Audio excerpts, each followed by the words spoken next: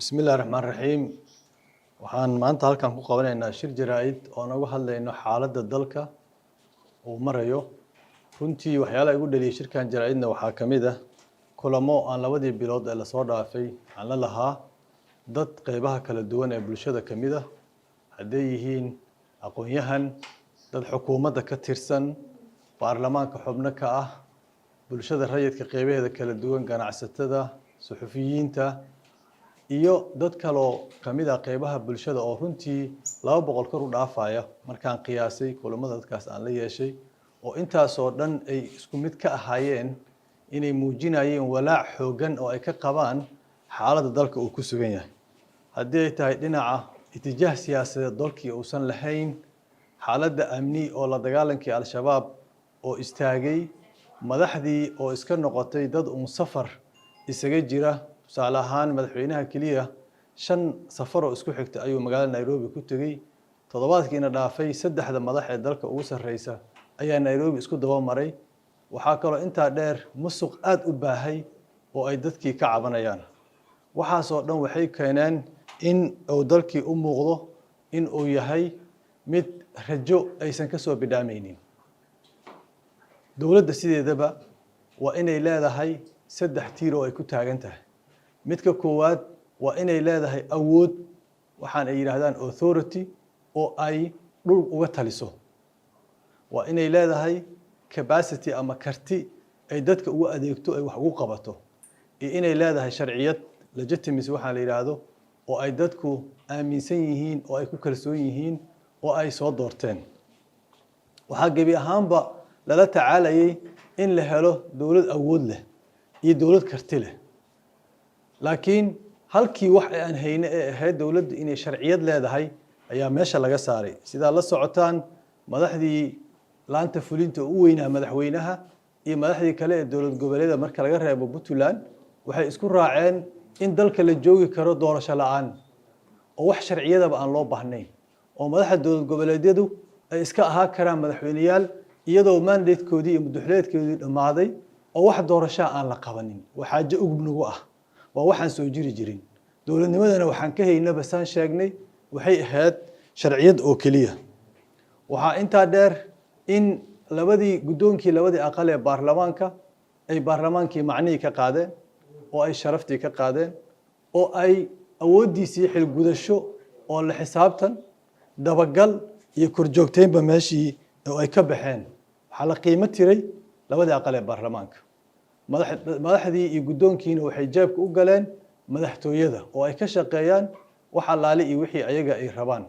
waxaa meeshaas ku dhintay isla xisaabtankii xildhibaanadiina kulli intoodii badnaad yaan dhammaantood dhihin waxa ay ka shaqeeyaan danahooda ayaga u gaarka ah oo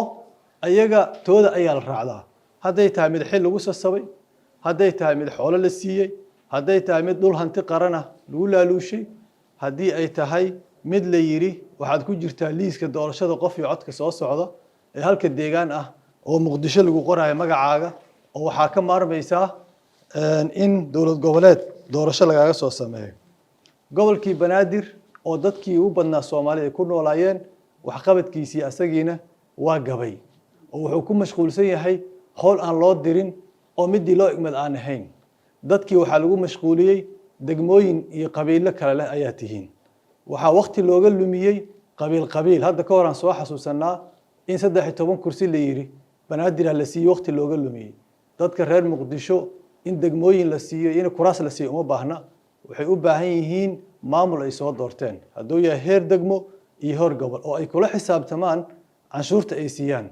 taas maadaama ay meeshii ku jirin oo wax adeega dadkii aan loo qabanaynin waxa waqti looga lumiyay waxyaalo oo nacarad jaahili ah oo qabiil u eg inay isku maanta oo dhan isku haystaan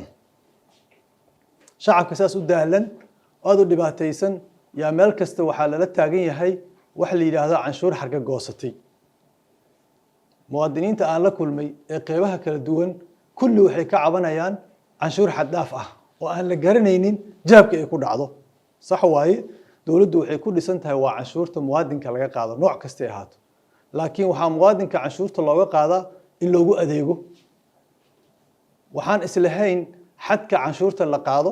iyo adeegga wax lagu qabto sababtana waxa ugu wacan inay canshuurtii qaadayaan shirkado gooni ah banaankan lagu kala goosto wixii dadka laga soo qaaday oo dadkii aan waxba lagu qabanin haddii muwaadinka laga qaado canshuur guri canshuur ganacsi canshuur jidka oo maraya gaarigiisa canshuur waxa soo galo inkamkiisa canshuur mishaarkiisa ah canshuur la yiraahdo ama adeeg la yiraahdo qashinka laga qaaday iyo qashinka jidka laga qaaday kulli asaga hadii lagu dalaco oo aan waxba loo qabanin laakiin taas bedelkeeda oo magaaladii bulaacada miran ay tahay jidadkii ay markii roob da'o xirmayaan oo meel la mar aan la arkaynin dadka ay hal saac isaga safrayaan magaalada gudaheeda oo ammaankii aanan horumar intii la keenay dhaafsiisan aan lagu daraynin taas waxay tahay macnaheeda canshuurtaas inay tahay canshuur aan sax wada sax ku dhicin saan ognahayne baarlamaankii la xisaabtami lahaa canshuurtaas muwaadinka laga qaado inay bangiga dawladda ku dhacdo in dadka loogu adeego waa midka aan sheegnay jaabka madaxtooyada galay waxaa soo baxday dhalinyaro yar oo meelaha ilaha dhaqaalaha jooga oo maalin kasta isugu faanaya hantida ay leeyihiin rajiimkii hore waxaan ka qayli jirnay dhalinyaro yar oo security ku jira oo dabaqyo waaweyn dhistay oo hanti tabcaday maanta waxaa soo baxay kuwa ilaha dhaqaalaha jooga oo isugu faanaya hantidii qaranka meeqa guriyaad xamar ku leedahay meeqa dhismaa kaaga dhisan Nairobi meeqa Istanbul ka iibsatay dhalinyaradii waxay noqdeenba kuwa isugu faanaya hantidii qaranka ee la boobay waxaad ogaataan dawladda Kenya maalin waxay soo saartay hay'adda la yiraahdo qiimeynta halista qaranka ee ku aadan lacagaha la dhaqo bishii April waxay soo saartay in lacagta 50% shirkadaha ugu badan ee Kenya wax ka dhisa real estate ku howlan lacagtaas inay tahay lacag la soo dhaqay maxaa la yiraahdaa lacag la dhaco magac laga bedelayo waay lacagaad Soomaaliya ka dhacaysa waxaad real estate uga dhisanaysaa Kenya ama guryaad uga dhisanaysaa Turkiga lacag la soo dhacay dadka Soomaaliyeed waa inay ogaadaan in meel kasta oo la tago la isku daba jiro dawladdii oo dadku ay u soo wada aadeen inay cadaalad ka helaan inay shaqo ka helaan waxay noqotay haddii aad shaqo rabto rayad oo dawladdu uga baahan tahay ama aad consultant waxa la yiraahdo adeeg la talin wax ku qaadato ama aad qandaraas wax ku qabanayso inaad haysato cid garab ku ah shaqo ma heli kartid qandaraasna ma qaadan kartid aad ganacsado tahay waxa kaloo aad heli karin adeeg la talinna ma helaysid ilaa cid inaad ku xiran tahay oo networkaas ama garab ina haysto maahane waxa meeshii ka lumay in dadkii muwaadinkii Soomaali oo fisho inuu cadaalad iyo si sinaana wax ku heli karo kartidiisa oo wax ku heli karo meesha ay ka baxday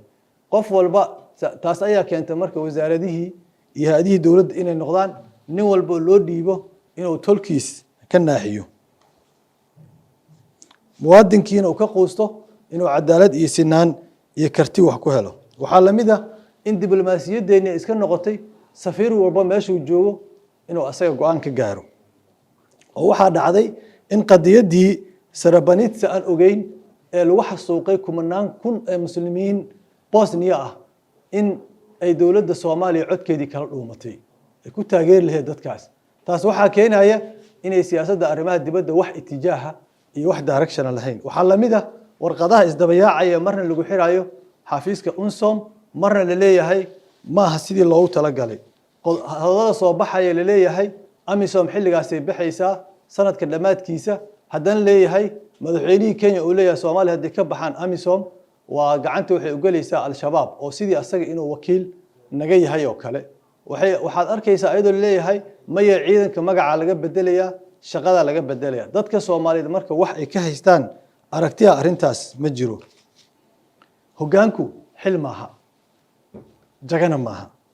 hoggaanku waa inaad samaysaa inaad jihayn kartaa shacabka rajana abuuri kartaa iyo diila gali kartaa ummadda una bidhaami kartaa hiraal qalan oo ay higsadaan hoggaanku waa inay dadku aaminaan waa in la qadariyo qowlkiisa taasina waxay ku imaan kartaa inuu shacabka hoggaanku ugu adeego daacadnimo hufnaan cadaalad iyo sinaan naftiisana uu sharfo tuhun kasta oo ama qabiil ama ku tagrifal awoodeedna uu ka fogeeyaa dawladdu waxay ku jirtaa sanadkii saddexaad waxaa u harsan muddaxileedkeeda labada aqal iyo madaxweynaha waxaa ka harsan sanadii dhowr bilood markaad dhageysato xubnaha golaha wasiirada ka tirsan ama kuwa ugu dhow ee xisbiga madaxweynaha ah waxay dhammaantood kuu sheegayaan dowladdii inay noqotay shirkad yar oo in kooban oo ehel iyo qaraabaha ay ka taliyaan dadku waxay isleeyihiin madaxweynaha aqoonna kuma yara waayo aragnimona kuma yara daana kuma yara see wax yihiin laakiin madaxweyne cid kor wax kugu sheegtaa ama kuula dhiirataa ma jirto waxaan kugu naseexaynaynaa madaxweynow muddada kooban ee taladaada ama muddaxileedkaada ka harsan in aad dalka badbaadiso adigana sumcadaada iyo dhaqankaaga oo noqdo aad badbaadiso dhaqankaagana oo noqdo mid dhaxal reeb oo taariikh iyo legacy ka taga waxaan kuula tali lahaa inaad dalka u dhisto xukuumad tayo leh oo qaadi karta muddada yar ee kooban ee harsan mas'uuliyadaha iyo taxadiyaadka hor yaalla oo aad iska dhaaftid dhalanteedka ah xukuumad aan karti lahayn inay dalka intii yar ee ka hartay muddadii waqtiga aad uga lumiso ogolow in dowlad goboleedyada ay galaan doorashooyin dhalanteedka ah iska joogo kursiga anigana hadhowdii markay iga dhammaato idinka igu taageera inaan joogo oo aanan doorasho la qabanin iyose waqti kaa luminin dowlad goboleedyadu waa inay doorasho galaan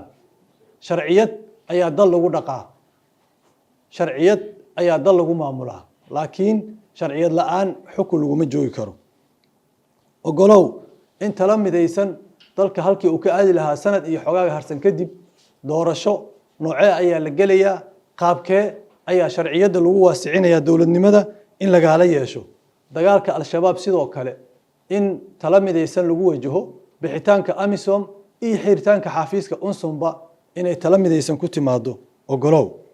labada aqal ee baarlamaanka waxaan u soo jeedinayaa gaar ahaan odayaasha guddoonka ka ah labada aqal inaad baarlamaanka sida u dhaantaan oo aad noo soo celishaan sharaftii aan ku ahayn mudnaan aan ku lahayn wakiillo ummadda matala dadka duruufaysan ee aan ku dhex noolnahay diyaarado kuma kor raaci karna maalin kasta hoteelo 5 starna kuma dul degi karno ayagoo dadka Soomaaliyeed dhibaatada aragtay ila daala dhacayaan inaan ka danaysano oon doomo ku dalxiisno suuragal maaha dadku waxaa naloo soo doortay oo wakiilo nool kaga dhigay inaan danahooda aan ka hadalno Abu Cabdiduux wuxuu yiri khayr Allah siiye dhidid baa ka daayo diif baa ku raagto bulshada lan weeye